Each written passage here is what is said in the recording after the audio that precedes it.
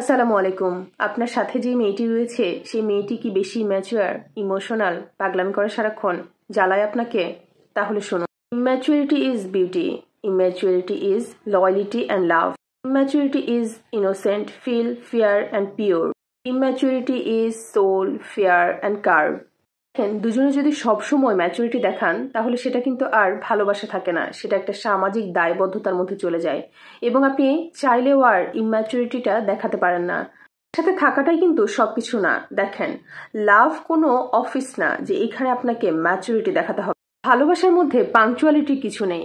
আপনার ভালোবাসার মানুষটার গায়ের গন্ধটা যদি আপনি চিনতে না পারেন, আপনার ভালোবাসার মানুষটা যদি আপনার থেকে দূরে থাকলে তাকে যদি আপনি মিস না করেন, আপনার ভালোবাসার মানুষটা দূর থেকে এসে যদি পেছন থেকে আপনার চোখটা চেপে ধরে, আপনি যদি তাকে চিনতে না পারেন, ওইসব জায়গায় আপনি ম্যাচুরিটি দিয়ে কি করবেন বলেন তো? দেখেন, কি হবে ওইসব ম্যাচুরিড এবং পারফেক্ট মানুষ খুঁজে, যেখানে কোনো ভালোবাসায় থাকবে না, যেখানে দিনের পর দিন, বছরের পর বছর একসাথে থাকার পরেও নিজেদের কোনো একটা গল্প থাকবে না। তুমি যদি মনে করো তোমার ভালোবাসার মানুষটা পারফেক্ট এবং অলরাউন্ডার হবে, তাহলে তুমি এই কথাটা মনে রেখো, ওই মানুষটা তোমার থেকে ভালো কাউকে ডিজার্ভ করে। দেখো, ভালোবাসার জন্য কিন্তু পারফেকশনিস্টের প্রয়োজন পড়ে না, প্রয়োজন পড়ে দুইটা সুন্দর মন এবং ভালোবাসার।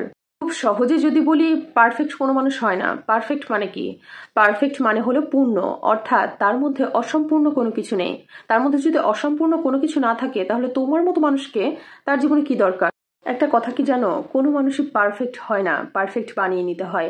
তোমার পার্টনারটা যদি এখন ইম্যাচুয়ার আচরণ করে, একটু বেশি ইমোশনাল হয়, এটা কিন্তু তোমার জন্য প্লাস পয়েন্ট। তোমরা দুজনে ইম্যাচুয়ার হয়ে যাও, দুজনে মিলে আনন্দ করো, নিজের জীবনটাকে উপভোগ করো।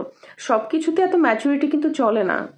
সবকিছুর মধ্যে যদি এত বেশি ম্যাচুরিটি খুঁজতে থাকো, তাহলে দেখবে জীবন থেকে এই যে সময়টা, এই যে বয়সটা, এটা শুধু চলেই যাচ্ছে। একটা সময় গিয়ে শুধু আফসোস করবে যে ওই সময়টা আমাদের এনজয় করার বা জীবনটাকে উপভোগ করার ছিল, কিন্তু আমরা সেটা না করে কি করেছি?